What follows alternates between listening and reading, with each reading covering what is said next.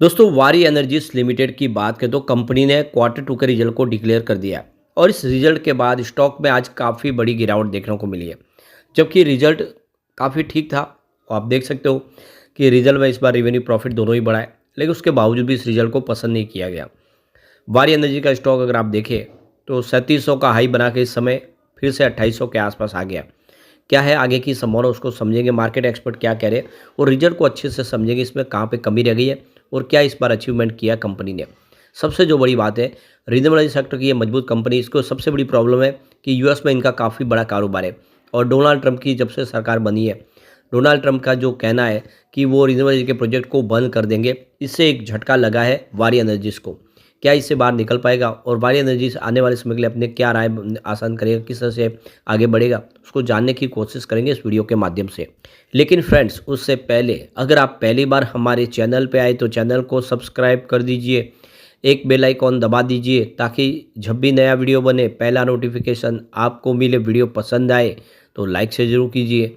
चलो friends video start करते हैं। मैं हूँ आपका दोस्त SB दवे और हमारे अपने चैनल ऑनलाइन कमाई में आपका बहुत बहुत स्वागत है। तो सबसे पहले वारी एनर्जीज के कारोबार की बात कर ले तो स्टॉक की शुरुआत ही कमज़ोर हुई 2950 पर, क्लोजिंग कल की 3114 के आसपास थी।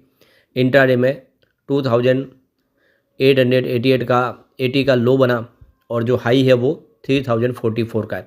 यानी पूरे दिन में देखें तो स्टॉक के अंदर तेज़ी नहीं बनी, लेकिन देख सकते हो कि निचले लेवल से जो गिरावट का माहौल है वो आके नीचे की तरफ ही ठहरा है।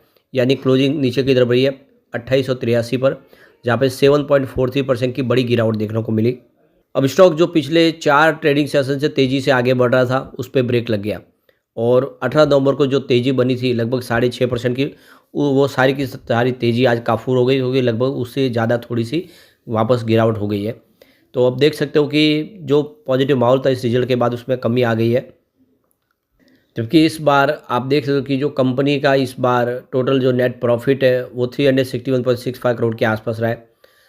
और यहाँ पे कंपनी का जो पिछले साल सेम क्वार्टर में अगर आप देखें तो जो प्रॉफिट था 315.09 करोड़ के आसपास, यानी 14.78% की प्रॉफिट में अच्छी खासी वृद्धि हुई है। तो नेट प्रॉफिट अगर आप देखें तो सिक्वल क्वार्टर के हिसाब से जून क्वार्टर में 394 करोड़ के आसपास था, उस हिसाब से इस बार प्रॉफिट कम हुआ है, पिछले क्वार्टर के मुकाबले प्रॉफिट इस बार कम हुआ है। कंपनी के ऑपरेटिंग रेवेन्यू में इस बार 1.05% की वृद्धि है, जो 3537 करोड़ के आसपास था पिछली बार, जो इस बार 3574 करोड़ तक पहुंच गया है। तो रेवेन्यू में तो हल्की सी बढ़त है, लेकिन प्रॉफिट में काफ़ी अच्छी बढ़त है ईयर ऑन बेसिस पे, लेकिन क्वार्टर ऑन क्वार्टर बेसिस पे कमी रह गई है। 30 सितंबर 2024 तक देखें तो जो कंपनी की ऑर्डर बुक है वो 20 गीगावाट के आसपास है। ये सबूत है कि कंपनी के पास बहुत सारा कामकाज है। 20 गीगावाट की ऑर्डर बुक है कंपनी के पास, जो आने वाले समय कंपनी प्रोजेक्ट पूरे करेंगे। रिन्यूएबल एनर्जी के बोर्ड ने रिन्यूएबल पावर प्रोजेक्ट की ग्रोथ तथा बिडिंग प्रक्रिया को मजबूत करने के लिए मकसद से लैंड एक्विजिशन और कनेक्टिविटी सहित इंफ्रास्ट्रक्चर के खर्च के लिए 600 करोड़ रुपए की अलग से निवेश को मंजूरी दे दी। यानी कंपनी ने बड़ा फैसला किया है कि वो 600 करोड़ की रकम और लगाएंगे बिजनेस में, जिससे आने वाले समय जो लैंड एक्विजिशन है उसको मजबूती के साथ आगे बढ़ा जाए और प्रोजेक्ट है जो उनको समय पर पूरा किया जा सके। अब एक बार हम रिजल्ट को अच्छे से समझते हैं तो इस बार 3574 करोड़ का टोटल कंपनी का सेल्स हुआ है, जो पिछले क्वार्टर में, क्वार्टर वन में 3409 करोड़ के आसपास था। यानी क्वार्टर ऑन क्वार्टर बेसिस पे सेल्स बढ़ा है। और पिछले साल सेम क्वार्टर में देखें सितंबर 2023 की बात करें तो ये 3537 करोड़ के आसपास था। तो पिछले साल के मुकाबले भी इस बार बढ़ा है। तो चाहे क्वार्टर ऑन क्वार्टर बेसिस पे देखें या ईयर ऑन बेसिस पे देखें तो इस बार कंपनी का सेल्स बढ़ता हुआ दिखाई देगा। खर्च की बात करें तो इस बार 3050 करोड़ का टोटल खर्च हुआ है, जो पिछले क्वार्टर में 2856 करोड़ के आसपास था। यानी क्वार्टर ऑन क्वार्टर बेसिस पे खर्च बढ़ा है। और पिछले साल सेम क्वार्टर की बात करें तो 3020 करोड़ के आसपास था। तो यहाँ पे ईयर ऑन बेसिस पे भी खर्च बढ़ा है, क्योंकि सेल्स बढ़ा है तो सामने खर्च भी बढ़ेगा ही।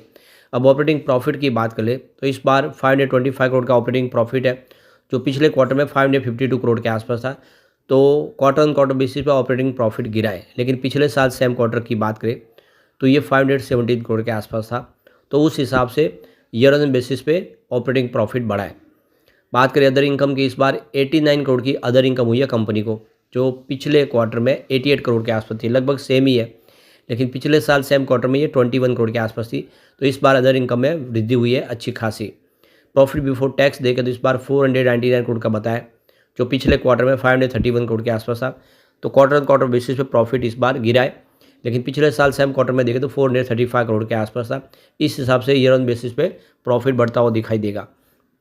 बात करें नेट प्रॉफिट की, तो इस बार 376 करोड़ का नेट प्रॉफिट बताया, जो देख सकते हो कि जून क्वार्टर में 401 करोड़ के आसपास था।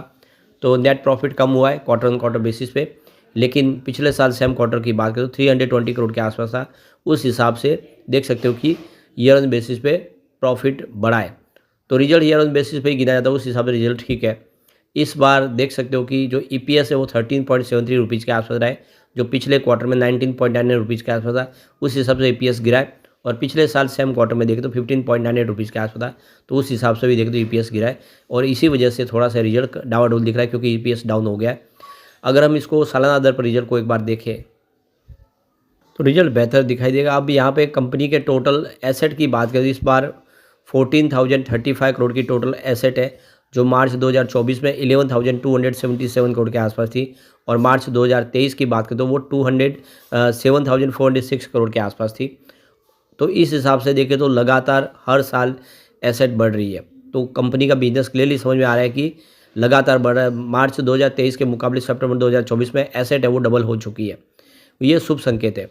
अब कंपनी की अगर हम यहाँ पे कैश फ्लो की बात करें, तो इस समय कैश फ्लो थोड़ा सा आपको निगेटिव दिखाई देगा। मार्च 2024 में 132 करोड़ निगेटिव है, जो मार्च 2023 में 114 करोड़ पॉजिटिव था, और मार्च 2024 की बात 22 की बात करें तो 126 करोड़ पॉजिटिव था। इससे पहले मार्च 2021 में -21 करोड़ था, यानी निगेटिव था कैश फ्लो, और 2020 में 12 करोड़ का पॉजिटिव था। तो फिलहाल पिछले 4-5 सालों में इस बार निगेटिव कैश फ्लो सबसे ज़्यादा है। इसके पीछे वजह भी है कंपनी की ऑर्डर बुक, काफ़ी कंपनी के पास ऑर्डर है, उसको पूरा करने के लिए फ़ंड की ज़रूरत है, और ऐसे में फ़ंड यूटिलाइज किया गया है, और जो भी है और पैसे रकम निकाली जा रही है। अब यहाँ पे देखो कि इस बड़ी संभावनाओं के बाद, जैसे कि अब कंपनी का जो बड़ा प्लान है कि 600 करोड़ की और रकम इस्तेमाल की जाएगी, उस फंड का इस्तेमाल करके लैंड एक्विजिशन किया जाएगा। तो इस वजह से देखें तो मार्केट एक्सपर्ट भी बुलिश है। आनंद राठी के जो टेक्निकल रिसर्च एनालिस्ट है गणेश डोंगरे, वो स्टॉक को लेकर बुलिश है, और उन्होंने इस गिरावट के बाद लॉन्ग टर्म में स्टॉक को होल्ड करने की सलाह दी है। तो डोंगरे ने कहा है कि वारी नजर के शेयर ने डेली चार्ट पैटर्न पर बुलिश पैटर्न बनाया है, और इसे 2700 रुपये के लेवल पर स्टॉप लॉस के साथ इस स्टॉक में खरीदारी करनी चाहिए। वारी नजर के शेयरों का जो पहला टारगेट होगा वो 3,250 रुपीज़, और दूसरा टारगेट होगा वो 3,350 रुपीज़ के आसपास होगा। तो लॉन्ग टर्म के लिए स्टॉक को होल्ड करना चाहिए, और आने वाले समय ये टारगेट अगर आते हैं तो उस पर प्रॉफिट बुक करते रहे थोड़ा थोड़ा। तो कुल मिला के देख सकते हो कि इस समय मार्केट एक्सपर्ट इसमें खरीदारी की सलाह दे रहे हैं, और बिजनेस काफ़ी अच्छा है, अपने एक सेक्टर की ये लीडर कंपनी है। तो आने वाले समय पॉजिटिव संभावना बनेगा, स्टॉक फिर बेहतर करेगा। लेकिन फ्रेंड्स, कोई भी इन्वेस्टमेंट करने से पहले अपने फाइनेंशियल एडवाइजर से एडवाइस ले ले, या अपना खुद का रिसर्च करें, क्योंकि मैंने वीडियो आपके एजुकेशनल पर्पज़ के लिए ही बनाया। वीडियो पसंद आए तो लाइक से जरूर कीजिए, और चैनल को सब्सक्राइब कर दीजिए। Thank you friends.